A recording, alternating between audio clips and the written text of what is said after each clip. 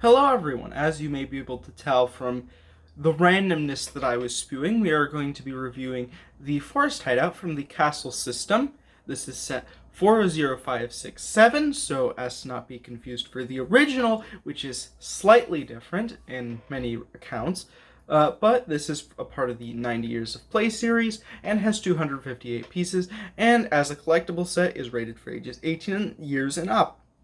Although realistically anybody could use this if they feel like it. But we do have two forestmen, one forest man, one forest woman, here at their hideout, stealing all the gold and giving it to as many of the poor people as they can. So, very good. You know, this just rich funneling system where they take from as many rich people as they can and they reimburse it into the poor. Great, lovely stuff. We do have an archer range here. We have some extra weapons just in case they do get raided while they're trying to make a transaction to give to the poor. But they also have a nice dark tree, which is very nice. It looks very good. And it also has a nice blue roof. So if you didn't know where to look, you've got the blue roof to show you where. But let's look at the back.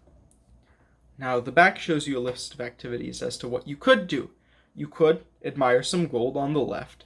On the upper right, you can go ahead and take a walk or climb a ladder.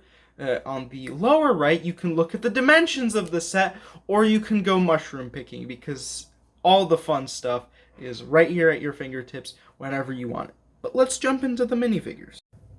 Now, the main character, or main archer, depending on how you want to look at it, is this fellow right here with his forestman attire, as can be seen through the red and green attire, which looks great.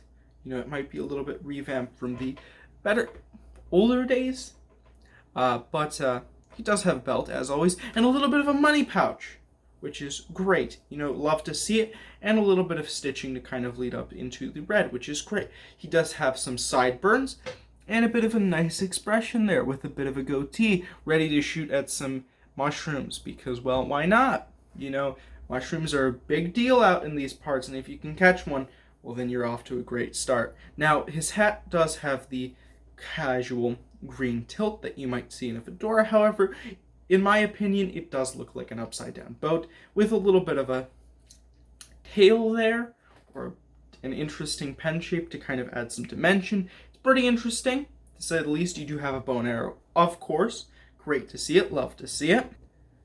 But if I take the quiver off, you can see the back, which has a little bit of a red frizzle on the back and a little bit of indentation to show that it's actually being worn, and also the continuation of the belt. Not too much, but you can also see the weird redness up at the top of the hat, which I'm not too sure what is. I know when there's a feather, which this probably is, but it doesn't look like the normal feathers that I've seen before, so you know, we'll just go with it. This is definitely an interesting feather that this man has chosen to wear, but we're not going to question it. Let's move on to the forest woman. Now, the forest woman is rocking the same attire as the forest hunter man was, but she is an expert swordsman, so she does have a bit of a different side, whereas the archer was standing from afar. The forest woman here is going straight into the action to cut the mushrooms out at their source. Now, they do have a very general expression. They're not upset or angry at anything. They're just kind of living life as it goes, hunting those mushrooms. Now, the hair itself is a dark brown with a bit of a braided back, as can be seen here, with no additional features such as a back head or anything special that we didn't see there. So let's move on to the build.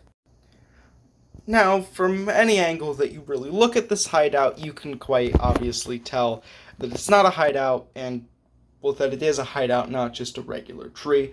So, it's not very well hidden. You do have a bunch of leaves here, so you do get some semblance that this is a tree, but it's not really convincing enough to really deter anybody from checking what's inside, especially when the front door is extremely inviting. However, you do have a spear just sitting there casually, which is pretty nice. A little bit of a bush, some flowers, the pesky mushroom over here at the front, and also a bit of an archery target that you can take about, throw it around, have it lay somewhere else if you don't mind it or don't find it necessary to be here, and also some more leaves with these lovely brown-green stag shields, which look absolutely lovely and wonderful. Now, If we go ahead and step through the very inviting front door, we will find ourselves in the small interior, which has a barrel full of some gold pieces, which is nice to see, and a little bit of an archery post, which you can get to using this ladder right here. There's nothing that this ladder really hides, so there's nothing really left to see. However, if you feel like it, you can open up the sunroof and have a bit of an extra party in that room if you do so wish. But there's not really much to say about this set because it is a nice set, but realistically it's more of a display thing rather than a play set because it really doesn't have too many play features. However, it is a really good set to get out of the 90 years of play because it looks really good as a display piece, but also you get some cool Forest figures, which we have not seen for a very long time.